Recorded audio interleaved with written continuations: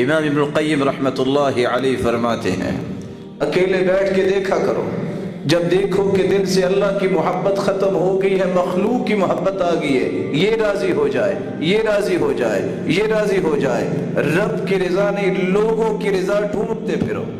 اللہ کی ملاقات کی تمنا ختم ہو، لوگوں کی ملاقات کی چاہت ہو، میں اس سے مل لوں، میں اس سے مل لوں، میں اس کے ساتھ مل لوں۔ اللہ عز و جلال کی عبادت پر اطمینان نہ ہو، اطمینان یہ ہو میں اس کے پاس بیٹھوں گا تو اطمینان ہے، سمجھ لینا دل کو گرہن لگ گیا ہے، اور یہ گرہن شدہ یہ مخصوف دل جو ہے یہ تمہیں کبھی بھی نجات نہیں دلائے گا۔ خیر سے محرومی اس طرح ہوگی، ابو عبداللہ الانطاکی بیان کرتے ہیں دو چیزوں سے بچ جاؤ، تمہاری زندگی ہر آفت سے بچ سکتی ہے۔ تسویف سے بچ جاؤ، سوف افعل، میں ان قریب کروں گا۔ ایک دن اپنی زندگی میں بیٹھ کے دیکھو میرے کتنے کام جو سالوں سے رکے ہوئے میں نے نہیں کیے۔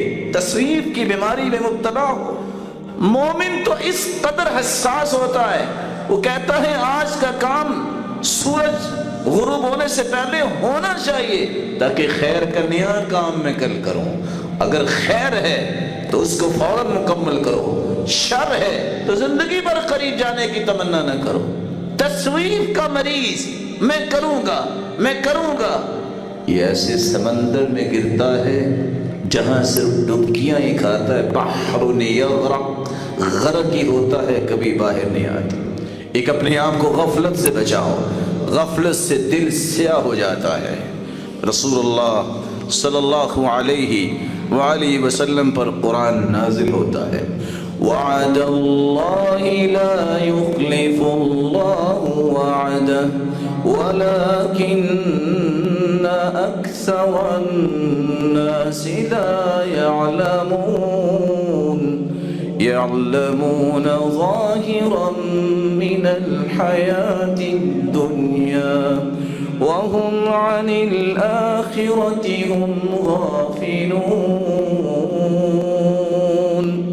اللہ کے وعدے سچے ہیں جو کبھی بھی جھوٹے نہیں ہوں گے، اور یاد رکھنا لوگ جانتے نہیں ہیں دنیا کی زندگانی کے بڑے قاعدے اصول، بڑے بڑے نئے نئے اصول اور قاعدے بناتے بھی ہیں، لیکن آخرت سے غافل ہوتے ہیں، سمجھتے ہیں بڑے لائق اور فائق ہیں، یہ اللہ کے نزدیک ان کی کوئی حیثیت نہیں ہے، کیونکہ اللہ کے نزدیک تو دنیا کی کوئی حیثیت نہیں ہے۔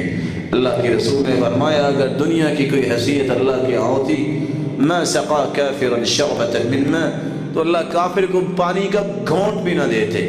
آج کافروں کو زیادہ دیا ہوا ہے، مہلت دی ہے، اس لیے جو دنیا میں دھت ہونے والے ہیں اور اللہ عز و جلال کی طرف لوٹنے والے نہیں ہیں، اللہ کو ایسے لوگوں کی کوئی پرواہ نہیں ہوتی۔